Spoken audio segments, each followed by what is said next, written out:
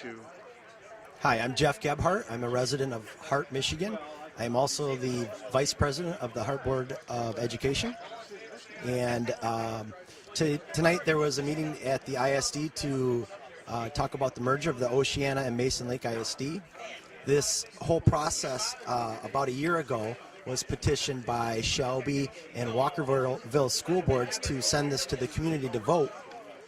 At that time, Hart had no action. However, ISD is only required to have one district that it serves petition them to send this to the voters. This ISD chose to ignore both of those schools' requests to send this to the voters, and we were told at the recent Shelby Board of Education meeting they did this because they did not have Hart support and they thought it would not pass. Is there any questions on that? I would like to actually ask something a little bit.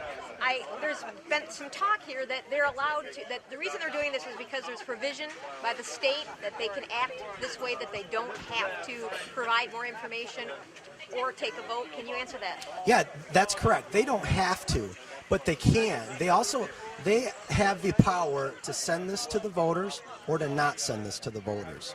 They can push this onto the state and release themselves of any responsibilities. However, I feel that they represent the community. They obviously have a pretty good feel for what the community wants from tonight's meeting, and they are choosing to ignore the community and let the state decide for us. It seems to be the general consensus that the reason that they're not opting to take that choice is because they feel that it will be voted down. And if they provided sufficient, maybe you can or can't answer this actually, if they provided residents with sufficient information as to what they intend to do with the funding, would there be a chance for them getting a better outcome, or do they just simply feel that it will fail regardless and that's why they're going above people's heads? You know, there's only one reason why you don't send this to the voters, is because you don't trust them, and that's bottom line. And so they have never been able to justify why they won't give us a chance to vote on this, and that's their choice to do, and they have that authority to do that. It doesn't make it right.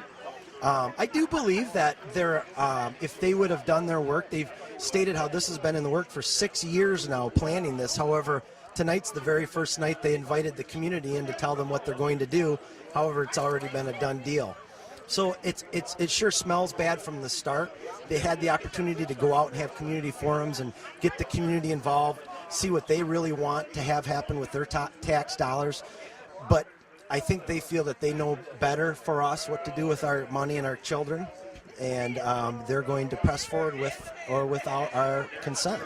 Do you think there's any further action that can happen either through your state legislators or legally to challenge the state provision that allows them to avoid a local vote?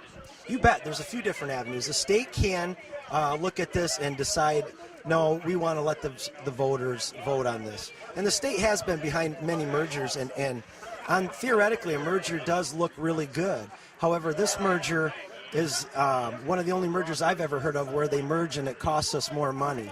Typically mergers are done to promote efficiencies. However, tonight we heard about all the efficiencies they're going to have with this merger, yet it's going to cost us $1 million more a year to have. And that is something I just can't get my head around. There's other avenues too. There's obviously some legal issues that can be looked at from taxpayers that didn't get a say in this vote that they should have had. But that's something that those guys will have to determine whether they want to pursue that or not. A community member did state tonight that Oceana County is, I believe, the second poorest in the state. Do you feel that a struggling local economy can withstand such a millage increase? No, I think they're out of touch with the community. The community's obviously, I don't know about what rank we are the poorest, but I can tell you that we are a very poor district. We have a majority of our kids that are on free or reduced lunch. The community has seen some great hits to the very few businesses that we had in the first place.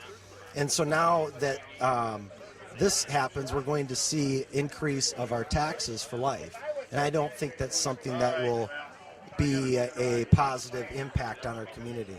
What What is your position on the stressing of vocational education? Do you agree with that?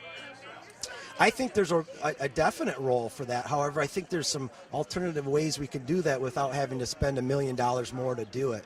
We certainly can do so, and partner up with some neighboring schools and offer these same types of programs to the kids, probably better. Matter of fact, we were offering a lot of these same services without this merger. We're going to add $1 million. I think if we added $1 million, we most definitely could do it ourselves.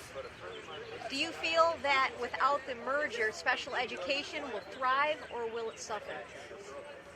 You know, special education was the initial intent of the ISD, and that's a very important role in what we do. And we have a responsibility to provide that service to our community, and that's, I think the role of, I'm not sure. I'm worried that the services will decline if we don't have a say in what the services will be.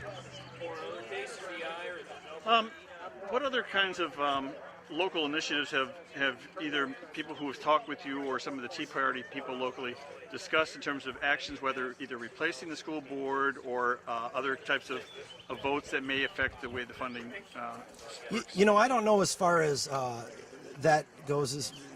They're not elected by the public to be on there. And so the public really doesn't have a great opportunity to hold these people accountable.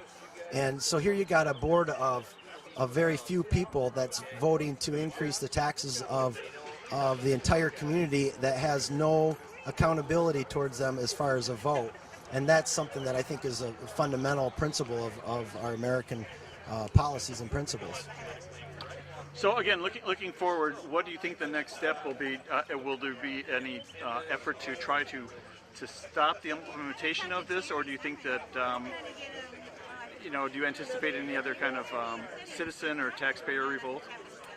Sure. I think this move has just created a big distrust among the ISD board and the ISD organization from our community. I don't think it's going to be very easy to ever get another millage passed in this community because of the bad taste this has left in everybody's mouth from this happening. We have some great needs in our community that needs to be met, and not necessarily just the school, but it might be the ambulance or the fire departments or the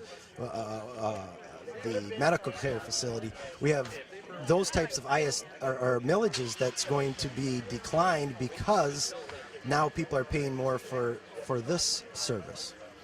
Is this just like a precursor of things to come, meaning that if they can make this decision without a vote, will it be like this from here on out? Oh, you bet you. There's going to be lots of boards all over the state, locally, going to be looking at different ways that they can raise taxes without having to put this to a vote. They can get their way, and that is a dangerous, slippery slope to go down. When you have a handful of people that think they have the authority to raise your taxes without asking you, it's very dangerous. And I think we've seen that nationally, and now we're seeing it locally in our backyards, and that scares me. Do you have a final thought? Excuse me, maybe something we haven't brought up.